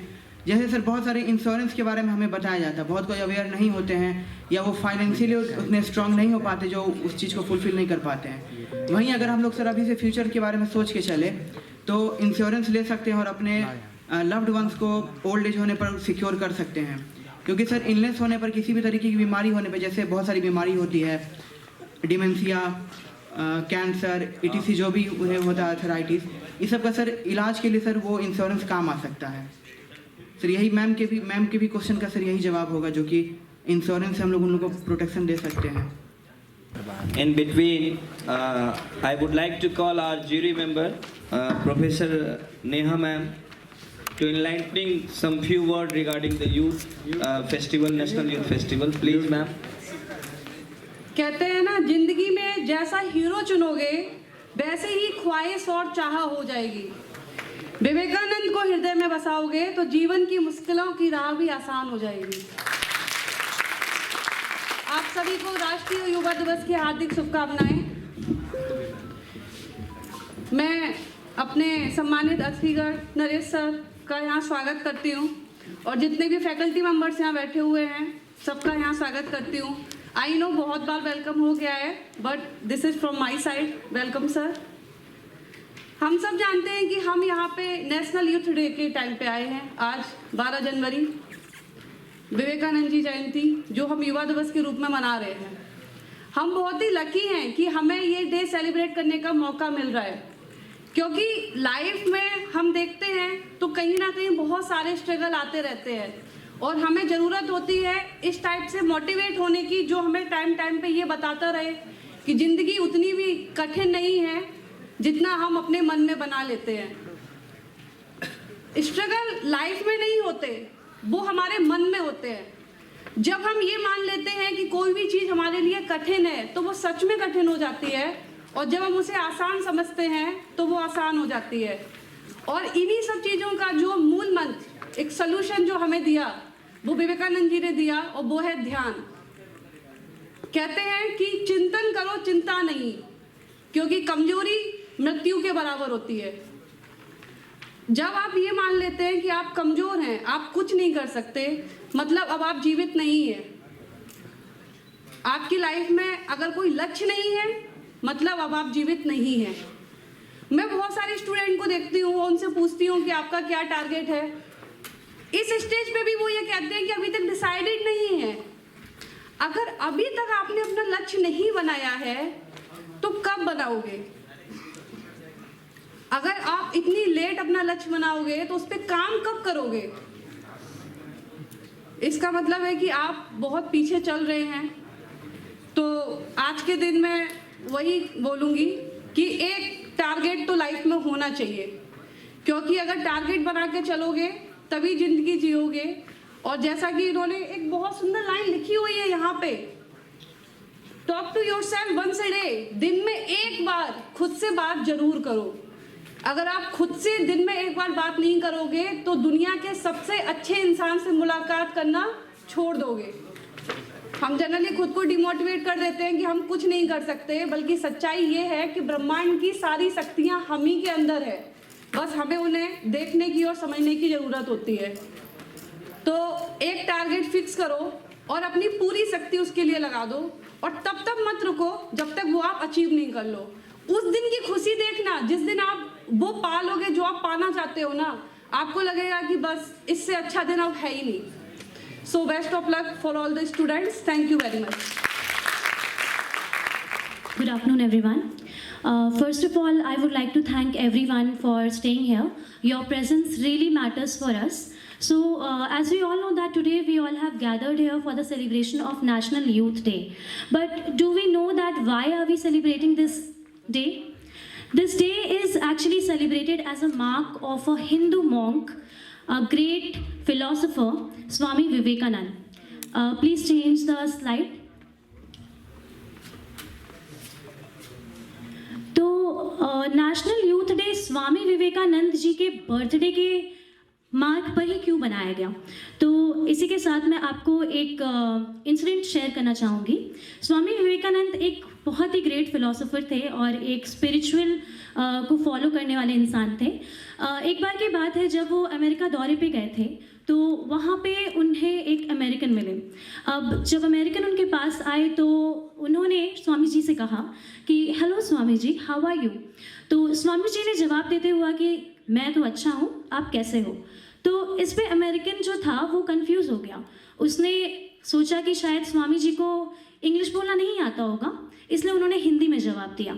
इसके बाद अमेरिकन ने दूसरा सवाल पूछा और उसने कहा कि स्वामी जी, आपको अमेरिका आकर कैसा लग रहा है?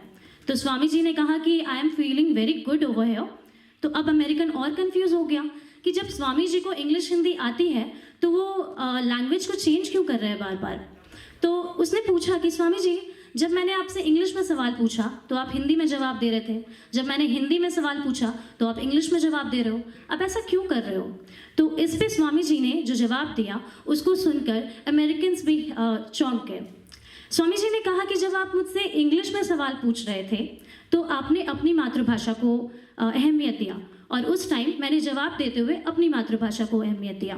जब आपने मुझसे हिंदी में सवाल पूछा तो आपने मेरी मातृभाषा को अहमियत दिया, और उसी के लिए मैंने भी आंसर में आपको आपकी मातृभाषा का सम्मान करते हुए इंग्लिश में आंसर किया। तो यही एक रीज़न है कि स्वामी जी सिर्फ एक नॉर्मल पर्सन नहीं थे, उनके आइडियाज़ इतने ज़्यादा स्पिरिचुअल थे कि हमारे गवर्नमेंट को 1985 में लगा, प्लीज़ चेंज द स्लाइड, कि अगर इस दिन को हम नेशनल यूथ डे के तौर पे मनाएं तो शायद हमारे जो यूथ है, जो बेस होते हैं हमारे कंट्री के, वो उनके आइडियाज़ उनके आइडियाज़ को फॉलो करते हुए वो एक बेटर इंसान बन सके। Please change the next slide. Change. इस पूरे प्रेजेंटेशन में हमारा जो टॉपिक है that is activities by the youth in the old age home.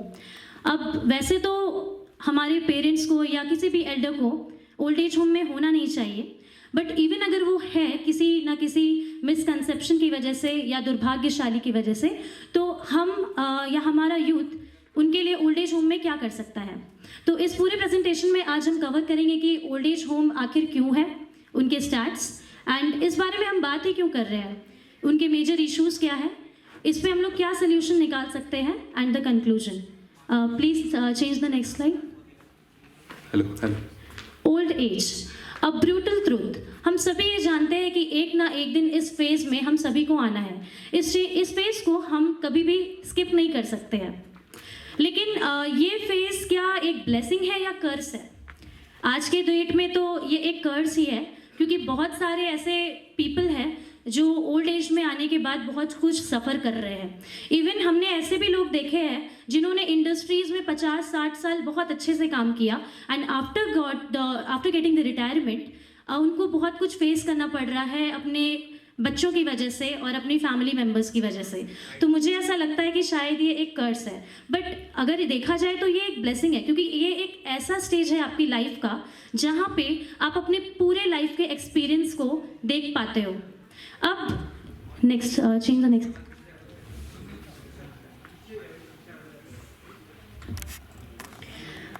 Change the next slide. हम स्टैट्स में देख सकते हैं कि ओल्ड एज लोगों की जो पॉपुलेशन है वो यूथ पीपल से काफ़ी कम है, एंड क्योंकि यूथ पीपल मेजॉरिटीज़ में है तो वो ज़्यादा हार्म करती है माइनॉरिटीज़ को। बट यहाँ पे मेन मुद्दा ये है कि ऐसा क्या कर रहे हैं यूथ जो हमें ओल्ड एज लोगों के बारे में बात करना पड़ रहा है। लाइक सीरियसली ऐसा क्यों हो रहा है? ऐसा इसलिए हो रहा है क्योंकि जनरेशन गैप है। आप देख पाएंगे कि जो ओल्ड लोग होते हैं वो ज़्यादातर फोकस्ड होते हैं अपने पास्ट में। वो कहते हैं कि जब हम यंग थे तो हम ऐसा करते थे, हम वैसा करते थे, और हमने भी देखा है कि हमारे घर में जो हमारे ग्रैंड पेरेंट्स होते हैं वो ज़्यादातर ओल्ड फोटोज़ को देखकर खुश हो जाते हैं, और जो यंग पीपल होते हैं वो ज़्यादातर फोकस्ड अपने फ्यूचर को लेके होते हैं कि जब हम बड़े होंगे तो हम ऐसा करेंगे और हम वैसा करेंगे। और इस जो एक्सट्रीम थॉट्स है इन दोनों के बीच में, उसकी वजह से जनरेशन गैप होता है। इस जनरेशन गैप की वजह से बिहेवियर, लाइक्स, डिसलाइक्स, नेचर में चेंजेस आते हैं, और इस वजह से उनका एक प्रॉपर बॉन्ड नहीं बन पाता है। Please change the next slide. Okay. Please change the next slide. Now, according to the Oxford Journal of Gerontology, nearly 9 in 10 adults ages 65 and older have children. Of this group, over half are in contact with a son or daughter every day. ऐसा इसलिए देख पा रहे हैं क्योंकि आज के youth के पास इतना टाइम भी नहीं है कि वो ज़्यादातर टाइम अपने फैमिलीज़ को दे सके। Please change the next slide.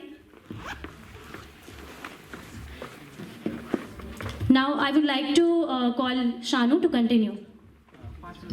Thank you, ma'am. So issues the elderly people facing in today's era. ऐसा नौबत क्यों आगे कि एल्डरली पीपल आज फेस कर रहे हैं बहुत सारी प्रॉब्लम्स को, चाहे वो फाइनेंस प्रॉब्लम हो, चाहे हेल्थ रिलेटेड प्रॉब्लम हो, एंड चाहे इनको अकेलापन जैसा फील होता हो। तो हमारी सोसाइटी ऐसा आजकल बन गया है कि ड्यू टू बहुत सारे के फैक्टर्स सामने आते हैं, जैसे कि कई कई फिल्म पे भी का भी ऐसा दिखाया था कि बच्चे अपने फ्रीडम समझ लेते हैं माँ बाप के अगेंस्ट जाना, कहीं उनको कूल लगता है, कहाँ वो अगेंस्ट जा रहे हैं तो फ्रीडम समझ लेते हैं अपने बुजुर्गों के अगेंस्ट जाना। तो ऐसा नहीं होना चाहिए था। नेक्स्ट,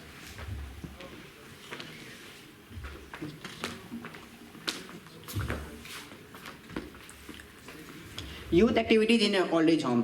जो ओल्ड एज होम में जो हमारे बुजुर्ग रहते हैं तो उनको हम क्या क्या एक्टिविटीज़ के थ्रू उनको कुछ अपनापन फील करा सकते हैं, जैसे कि हम उनके लिए जाके एंटरटेनमेंट कर सकते हैं, एक कल्चर इवेंट इनके ओल्ड एज हम जैसे ऑर्गेनाइज कर सकते हैं, उनको कुछ डोनेट कर सकते हैं, उनके साथ टाइम स्पेंड कर सकते हैं। जो हम लोग फालतू का टाइम इधर उधर वेस्ट करते हैं, इस तरह से हम उनके साथ जाके टाइम स्पेंड करते हैं, जिससे उनको काफ़ी अपनापन फील होगा, काफ़ी उनका अकेलापन भी दूर होगा एंड वो एक हैप्पी लाइफ गुजार सकेंगे। तो जो भी उनके बची हुई रेस्ट जिंदगी हो एक हैप्पी लाइफ गुजार सकेंगे। Last 3 minutes left. Next, tech support initiative. ये सबसे बड़ा इंपॉर्टेंट टॉपिक है जो मैंने बोला भी था डिस्कशन टाइम के कि जनरेशन गैप है, इसके अंदर टेक्नोलॉजी का जो गैप है बहुत ज़्यादा है, क्योंकि 5-6 डिकेट्स का डिस्टेंस होता है यूथ एंड हमारे बुजुर्गों के बीच में। तो हम ओल्ड एज होम में जाके ये सबसे बढ़िया चीज़ कर सकते हैं कि उनको न्यू टेक्नोलॉजी के बारे में सिखा सकते हैं कि आज की क्या दौर में क्या चल रहा है, उनको न्यू स्किल डेवलप कर सकते हैं, ताकि थोड़ा बहुत भी अगर वो अर्निंग करेंगे तो मे बी वो थोड़ा फाइनेंशियली बुढ़ापे में भी स्ट्रॉन्ग हो सकते हैं, ऐसा बड़ा बात नहीं है। तो अगर हम यूथ जाकर उनको नई चीज़ सिखाएं तो बेटर होगा। ओके, सो एजुकेशनल वर्कशॉप। अगर हमारे जो ओल्ड एज पीपल है, हमने देखा है कि बहुत सारे लोग ऑलरेडी एजुकेटेड होते हैं, तो जब वो बूढ़े हो जाते हैं तो वो अपने इस फील्ड को छोड़ देते हैं। बट हमें ऐसा नहीं करना चाहिए, हमें उनके इस फील्ड को और बढ़ने देने के लिए उनको प्रॉपर प्लेस प्रोवाइड करना चाहिए और एक बेटर प्लेटफॉर्म प्रोवाइड करना चाहिए। Next slide please. नैन्सी, आपका टाइम खत्म होता है, आपको 2 मिनट लास्ट का दिया जाता है, इसमें आप लोग अपना पॉइंट कंक्लूड करना है। Okay, so coming up to the conclusion, हम ये बोल सकते हैं कि म्यूज़िक एक ऐसी चीज़ है जो आज की डेट में ऐसा कोई भी नहीं होगा जिसे म्यूज़िक पसंद नहीं होगा।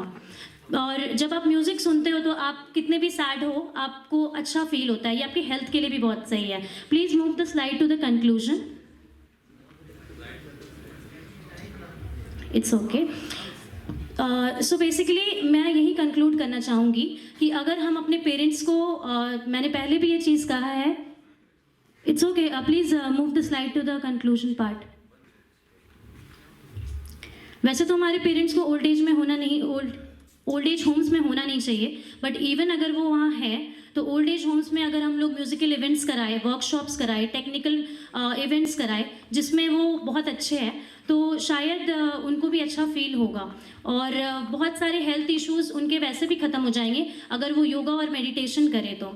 साथ ही साथ हम लोग आर्ट्स एंड क्राफ्ट का वर्कशॉप करा सकते हैं जिसमें बहुत सारे लोग जो है वो आर्ट एंड क्राफ्ट करके कुछ पैसे कमा सकते हैं। साथ ही साथ हमने देखा है कि घर की बहुत सारी औरतें जो है वो सिर्फ किचन तक सीमित हो जाती है, तो ओल्ड एज तक आते आते उनके हाथ के खाने में बहुत ज़्यादा प्यार होता है। और आजकल की जो यूथ है उनके पास इतना टाइम नहीं है कि वो खुद के लिए खाना बना सके, तो अगर हम ऐसी लेडीज़ को एक बेटर प्लेटफॉर्म दे सके जहाँ पे वो काम करे जिसमें वो अच्छी हैं, तो इवेंचुअली वो भी कुछ इनकम कर रही है और साथ ही साथ जो यूथ है उनको भी बहुत हेल्प हो रहा है। तो इसी के साथ मैं कंक्लूड करना चाहूँगी। Thank you. Good afternoon, everyone, and a very happy National Youth Day to all of you. Arise, awake, and stop not until you reach success. This is a very famous quote given by our Guru Swami Vivekanand ji. Next slide.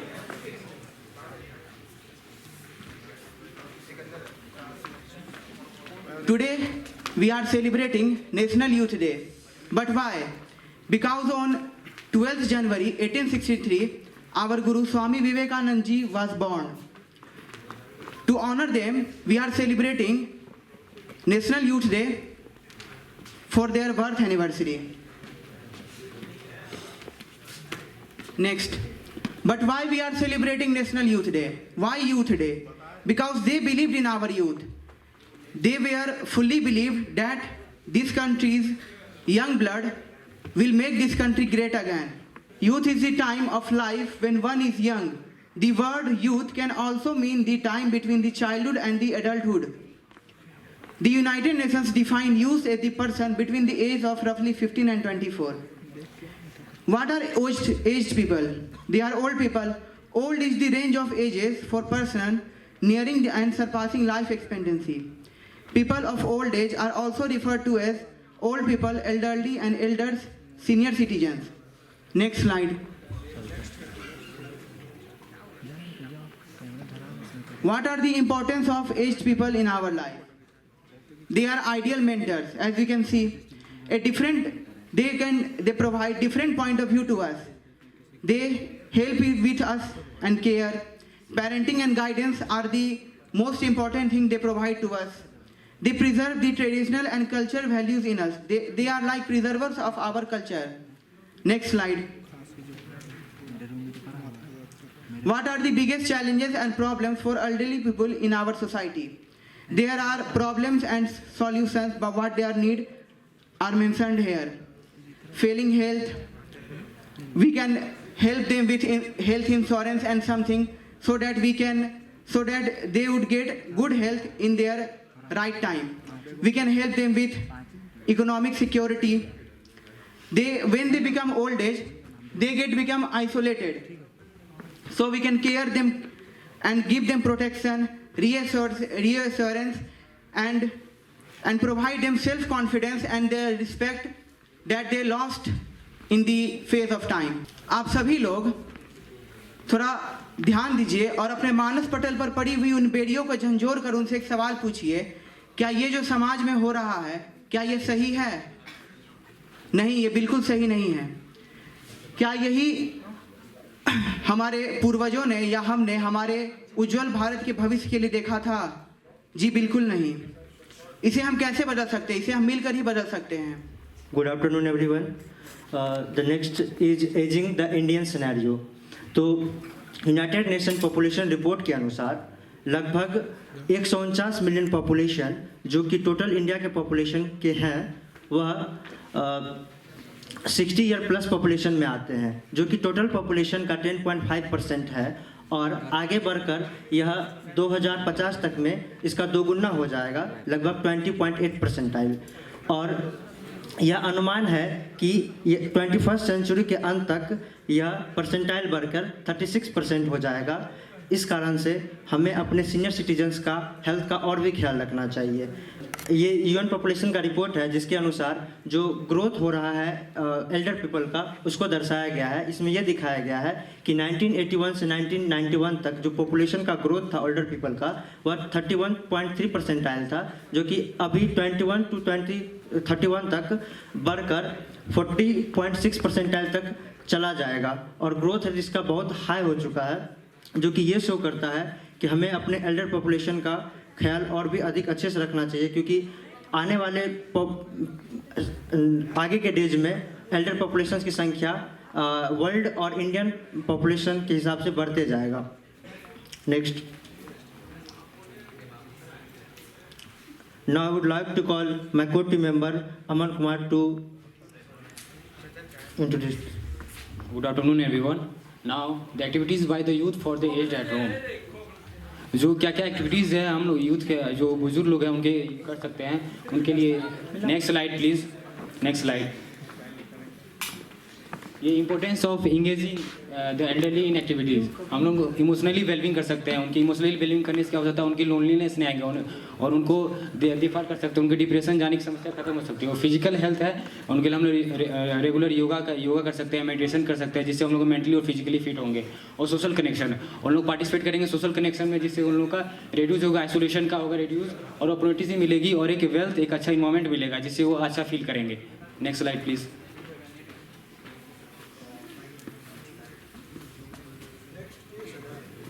ये benefits of activities for the aged. Mental stimulation, क्या क्या ये activities है उनको mentally fit हो जाएंगे। Mentally stimulation activity promote क्या होगा, जो मेमोरी उनकी मेमोरी इंक्रीज होगी और क्रिएटिविटी होंगे और ओवरऑल उनका वेल डेवलपमेंट होगा मेंटल का। और इनहेंस जब ये जो बुजुर्ग पीपल होंगे उनको जब सोशली उनको और मेंटली इनको इन्वॉल्व करेंगे तो उनके जॉयफुल आएंगे और पर्पज़ होगा लाइफ जीने का। क्योंकि उन लोग अगर उनको सोशली अगर हम लोग एक साथ नहीं ला सकते, अकेले रहेंगे, अकेले रहने के क्या हो सकते हैं, उनके लोनलीनेस से ख्याल रख सकता है और उनको बहुत डिप्रेशन में जाने की समस्या हो सकती है। और इम्प्रूव फिजिकल हेल्थ और क्या हो सकता है, सब रेगुलर फिजिकल एक्टिविटीज़ कर सकते हैं, मेंटली उनका जो स्ट्रेंथ होगा, उनका स्ट्रेंथ बढ़ेगा, फ्लेक्सिबिलिटी होगी और बैलेंस होगा लाइफ, और रिस्क ऑफ फॉल और इंजरीज रिड्यूस कर सकते हैं। Next, now the further information I would like to call Ananya. Hello everyone. Now I will continue this PPT from here. So first are types of activities suitable for elderly. So there are 3 types: physical activities, mental and cognitive activities, social and emotional activities. Next slide please. Physical activities for the aged people. As we know that physical activities is very important for all the aged people, but it is more important for elderly people because we can conduct walking groups, chair exercises and dance classes so that they can be fit and also active. Mental and cognitive activities for the aged people. So we know that after retirement सभी लोग मतलब खाली हो जाते हैं, जितने भी बुजुर्ग लोग हैं, तो उनके पास कोई काम नहीं रहता है, तो उनको बहुत ज़्यादा स्ट्रेस होते हैं। तो उसके लिए हम कुछ बुक क्लब कंडक्ट करा सकते हैं, पजल एंड गेम्स करा सकते हैं, ताकि वो मतलब सोशल इंटरेक्शन कर सके। Next slide please. Social and emotional activities for the age people. जैसे कि हम जानते हैं बुजुर्ग लोग जितने भी होते हैं वो काफ़ी इमोशनल होते हैं।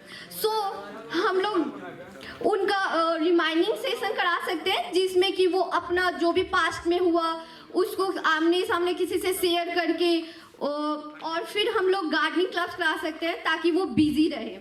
कम्युनिटी आउटिंग भी करा सकते हैं। Next slide please. Creative and artistic activities for the age people. जैसे कि हम जानते हैं कि मतलब बुजुर्ग लोग बहुत ज़्यादा खाली रहते हैं, तो उनके कुछ तो मनोरंजन के लिए कुछ तो एक्टिविटी होना चाहिए जिससे मतलब उनका मन लगे, उनको मतलब लाइफ इंटरेस्टिंग लगे और वो और। अनन्या, आपका टाइम खत्म होता है, अब आपके लास्ट का 2 मिनट मिलता है, उसमें अपना पॉइंट कंक्लूड करें। Youth power is national power. युवा शक्ति राष्ट्र शक्ति है। If youth want they can change the condition and direction of a country. अगर देश के युवा चाह जाए तो किसी भी देश की दशा और दिशा दोनों बदल सकते हैं। हमारे भारत के युवाओं में ये क्षमता है। हमारा देश, हमारा भारत युवाओं का देश है और हमारे यहाँ के यूथ काफ़ी ऊर्जावान, प्रतिभावान, क्षमतावान है। हर युग में हमने देखा है कि हमारे देश के युवाओं ने देश का तकदीर बदला है। चाहे वो जमाना हो स्वामी विवेकानंद जी का,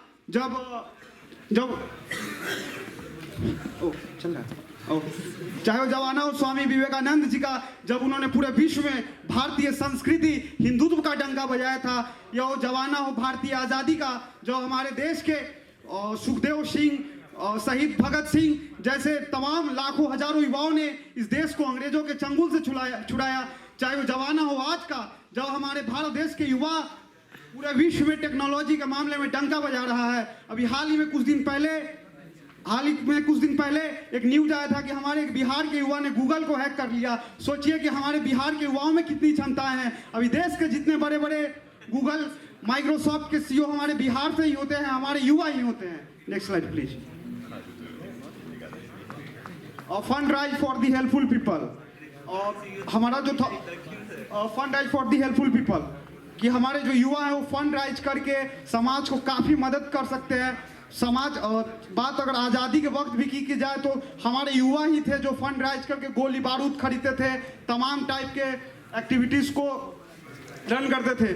फिलहाल हम अभी के टाइम में अगर फंड राइज की बात करें तो फंड राइज करने के बहुत सारे तरीके हो सकते हैं, जैसे कि आपको इवेंट करके फंड कलेक्ट कर सकते हैं। अपने जान पहचान वाले गांव समाज, रिश्तेदार, व्यापारी वर्ग, शिक्षित वर्ग से फंड ले सकते हैं, विकसित वर्ग से फंड ले सकते हैं, या आप क्राउड फंडिंग, अभी ऑनलाइन एक क्राउड फंडिंग होता है कि अभी हम लोग टेक्नोलॉजी का यूज करके भी फंड कलेक्ट कर सकते हैं। हमारे भारत में ऑनलाइन क्राउड फंडिंग को वैलिड करार दिया गया कुछ नियम एवं शर्तों के साथ, तो हमारे देश में ऑनलाइन फंड क्राउडिंग भी वैलिड हो गया, जिससे कि हम वेबसाइट के थ्रू, व्हाट्सएप में वेरीफाइड व्हाट्सएप मैसेज के थ्रू फंड कलेक्ट कर सकते हैं और उसका यूज सही जगह कर सकते हैं। फंड यूज हम लोग ज़रूरतमंदों को खाना खिलाने में, कॉपी किताब बांटने में, गरीब बच्चों को पढ़ाने में, गरीबों को शादी कराने में या किसी भी टाइप की एक्टिविटी में मदद कर सकते हैं उस फंड से।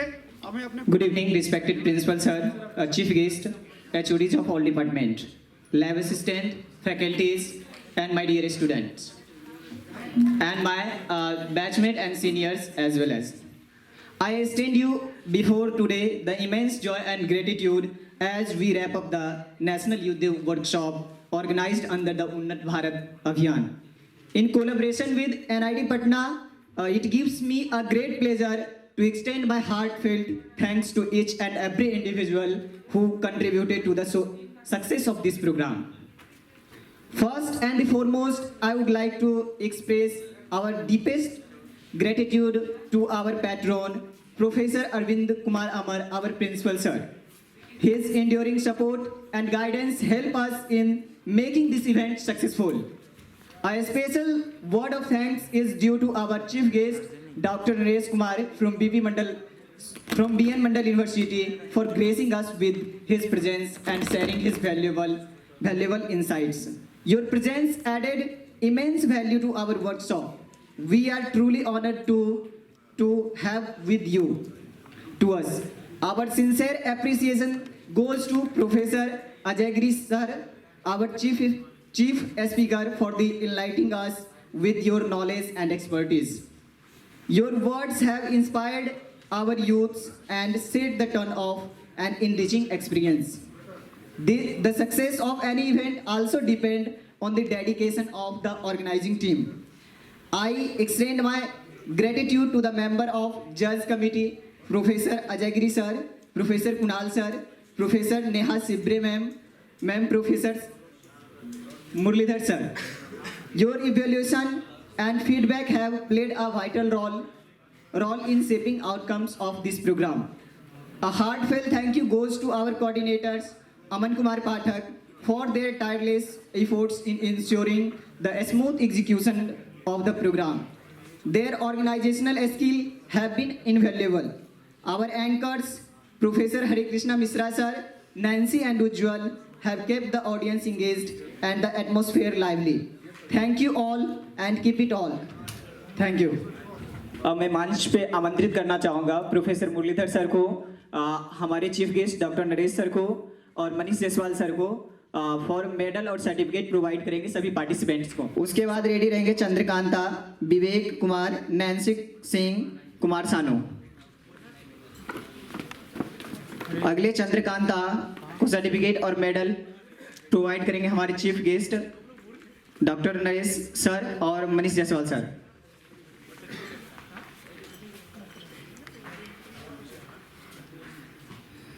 विवेक रेडी रहेंगे।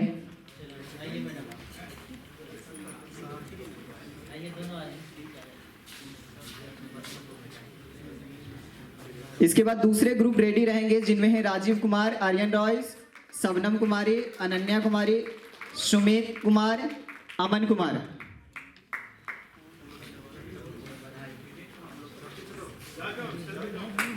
अगले मेंबर विवेक। मैं मैम से आग्रह करूंगा, प्रीति मैम से आकर सर्टिफिकेट और मेडल प्रदान करें।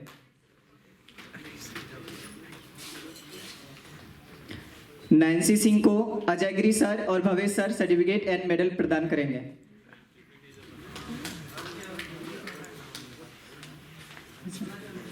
ठीक है। कुमार सानू,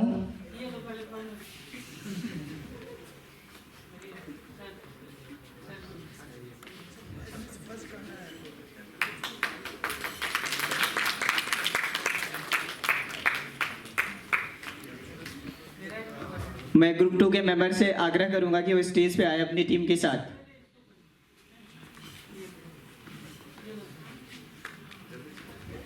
ग्रुप 2 के मेंबर स्टेज पे आए। राजीव कुमार,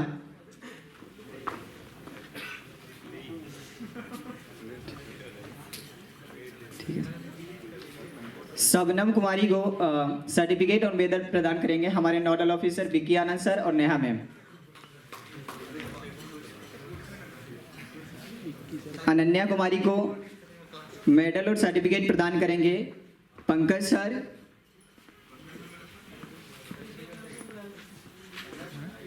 पंकज सर और अजय गिरी सर। उसी में से तोड़ के खा गया सर। एक और उपाय रखते हैं पॉकेट में।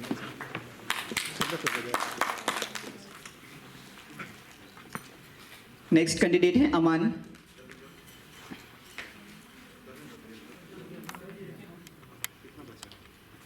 ग्रुप थर्ड रेडी रहेंगे और सभी पार्टिसिपेंट के साथ आप स्टेज पे आ जाएं। ग्रुप 3 के पर्सन्स हैं रोहित कुमार, रंजन कुमार, सुजीत कुमार, शुभम कुमार, आरती कुमारी। शुभम कुमार,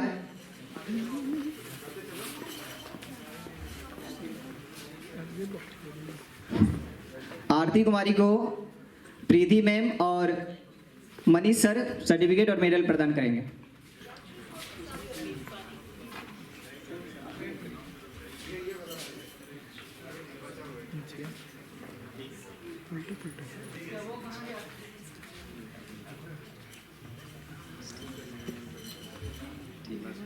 ठीक है सर।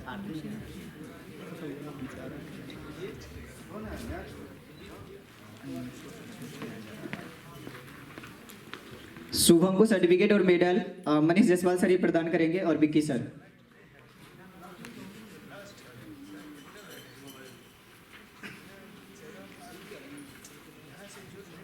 आरती कुमारी को सर्टिफिकेट और मेडल प्रदान करेंगे मनीष जायसवाल सर, नेहा मैम। इसी के साथ एप्रिसिएशन और सर्टिफिकेट का कार्यक्रम समाप्त होता है। अब जिस घड़ी का इंतजार होगा आप सभी को कि इस जो भी कार्यक्रम हुआ है उसके विनर कौन है और रनर अप कौन है, तो उसकी घोषणा जल्दी की जाएगी।